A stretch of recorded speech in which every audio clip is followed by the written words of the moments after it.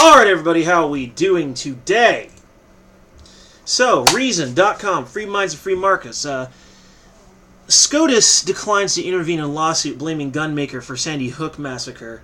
I was thinking about doing this a couple days ago. I mean, this story is not new, but the article is from today. It says the plaintiffs now have to prove that Remington's advertising was not only unfair and deceptive, but a proximate case of the attack. I've seen a lot of their advertisements for their gun model, and yeah, they were talking about like it was a combat rifle. This was meant for violence. Like, yeah, they made it as out like you saying that buying their gun made you into a badass. Now, they can advertise for their product however they want. However, they need to understand that how some people are going to view that. Some individuals who may not be entirely responsible or who may have the wrong attitude are going to see that, and they're going to you know how they're going to take that shit. But the Supreme Court yesterday declined to intervene in a lawsuit that seeks to hold Remington Arms responsible for the 2012 shooting that killed 20 children and 6 adults at Sandy Hook Elementary School in Newton, Connecticut. That decision means the plaintiffs, a survivor of the attack and relatives of 9 people murdered at the school, can try to prove in state court that Remington violated the Connecticut Unfair Trade Practices Act by marketing the Bushmaster XM15E25 rifle used by the perpetrator Adam Lenza in a way that emphasizes its militaristic and assaultive qualities. Yeah, like I said, I saw the ads. They do that all right. The CUTPA claims was the one cause of action left standing by the Connecticut Supreme Court last March when it rejected a breathtakingly broad understanding of negligent entrustment that would make any supplier of military rifles liable for crimes committed with them. Under CUTPA, people can seek damages for injuries caused by unfair methods of competition and unfair or deceptive acts or practices in the conduct of any trade or commerce.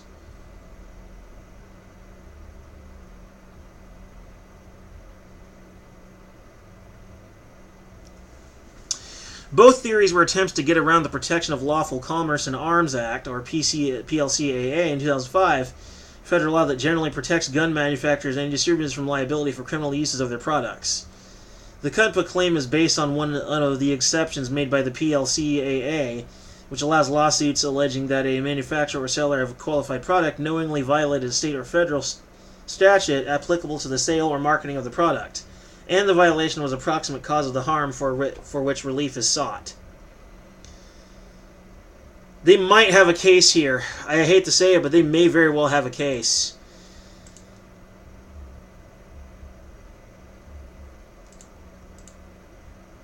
Because the way they were advertising it did look pretty suspicious.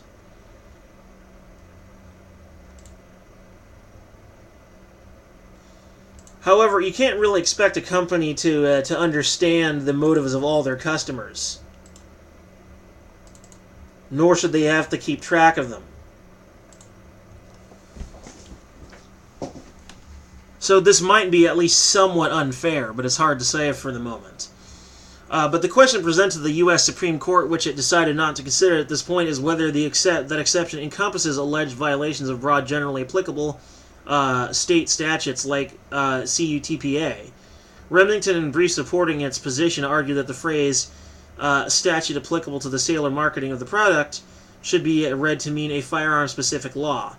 They note that both examples mentioned in the PLCAA involve such laws, and they cite legislative history indicating that Congress intended to block lawsuits like this one. The lawsuits the PLCAA was enacted to address commonly included claims of negligent, unfair, or deceptive advertising, as well as claims under state unfair trade practices statutes. Remington notes in its Supreme Court brief during the debate, Senator Orrin Hatch specifically criticized lawsuits citing deceptive marketing and claiming that sellers give the false impression that gun ownership enhances personal safety. The plaintiffs, by contrast, argue that the statute applicable to the sale or marketing of the product means any law that could be applied to firearms. Their interpretation was endorsed by the Connecticut Supreme Court, which disagreed on that point with 2 federal appeals courts. In the 2009 case, Leto v. Glock, the U.S. Court of Appeals for the Ninth Circuit concluded that Congress had in mind statutes that regulate manufacturing, importing, selling, marketing, and using firearms, or that regulate the firearms industry, as opposed to general tort theories that happen to have been codified by a given jurisdiction. The U.S. Court of Appeals for the Second Circuit allowed for a somewhat broader understanding of the exception into the 2008 case, City of New York v. Beretta, saying it might include a statute of general applicability that does not explicitly mention firearms, with the court warned that reading applicable to mean capable of being applied will allow the exception to swallow the statute. This is a lot of legal jargon here, but mostly what they're just suggesting is that the court is trying to interpret it to say that it could extend to this sort of advertising, and they're claiming that that was not Congress's intention. The interpretation of law is often a very winding path, and a lot of the time, it is open to reinterpretation, although sometimes deliberate reinterpreting is quite obvious in an attempt to get what you want in order to skirt law.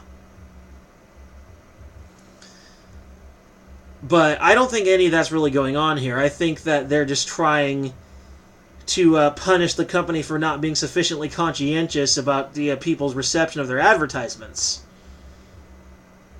And I think that they may have a legal precedent for doing so. But as we continue going on, this is a very long article. In a brief urging the U.S. Supreme Court to hear this case, the National Rifle Association likewise warns that the exception allowed by the Connecticut Supreme Court will allow the PLCAA rule nationwide. It notes that many other states have laws similar or identical to CUTPA, any one of which can now be used to circumvent national policy if the decision below is not corrected. The result, it says, will be precisely the sort of frivolous but expensive litigation that Congress saw as a threat to the Second Amendment. Exception response lawsuit from PLCAA's immunity will result in a de facto ban on manufacturing or selling firearms, effectively preventing law-abiding Americans from purchasing constitutionally protected instruments. The NRA says this ban eventually will grow to encompass the sale of virtually every firearm in nearly every jurisdiction. Imposing what is effectively a company-killing level of liability cannot be squared with the basic policy judgments that underlie the Second Amendment. The right to acquire firearms is meaningless if the industry that provides firearms is litigated out of existence. Then again, if this lawsuit ultimately fails, any flurry of litigation it inspires may be sparse and brief. The plaintiffs still have to prove that Remington's marketing was not only unfair or deceptive under CUTPA, but also per the PLCAA. A proximate cause of the Sandy Hook massacre, the Connecticut Supreme Court also applies a proximity requirement to CUTPA claims.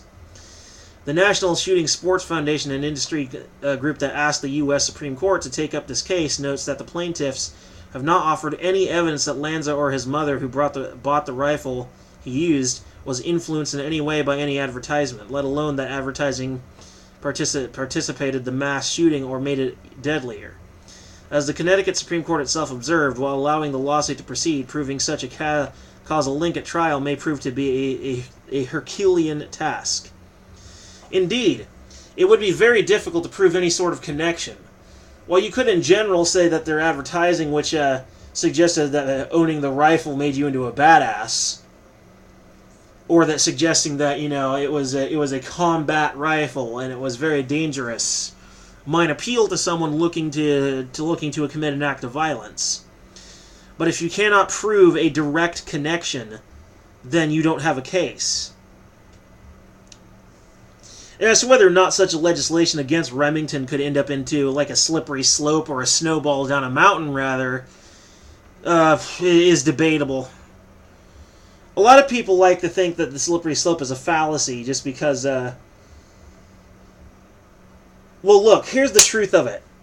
Once you allow one thing, you set a past precedent for another thing in the future. And a lot of the time, all it takes is one logical step.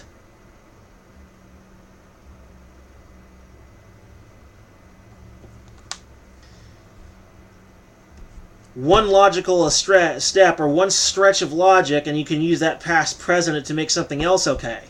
That is, in essence, the idea behind the slippery slope. It is frequently misstated by people who don't fully understand it, which is why it's been regarded as a fallacy during debates. But it's not. It's just been poorly explained. To give you an example in theory, let's talk about the court system. Let's say there was a past decision in a trial, and then, that becomes a precedent, and then all it takes is a single stretch of logic, and then, boom. Now you have a precedent and a single stretch of logic, and now this decision is okay too. It happens. It's a real thing. But to prove that it would actually be in this instance, I doubt it. Bottom line is, I don't think that they really have a case against Remington, at least not a solid one, but it would not be impossible. But I would be wary of this, or any action taken against guns or gun manufacturers. I would be suspicious as hell of this sort of thing. It would be a precedent that could be abused in order to try and get rid of the Second Amendment, because there are people in our government who want to do that. Here's looking at you, Beto O'Rourke. Anyway, peace.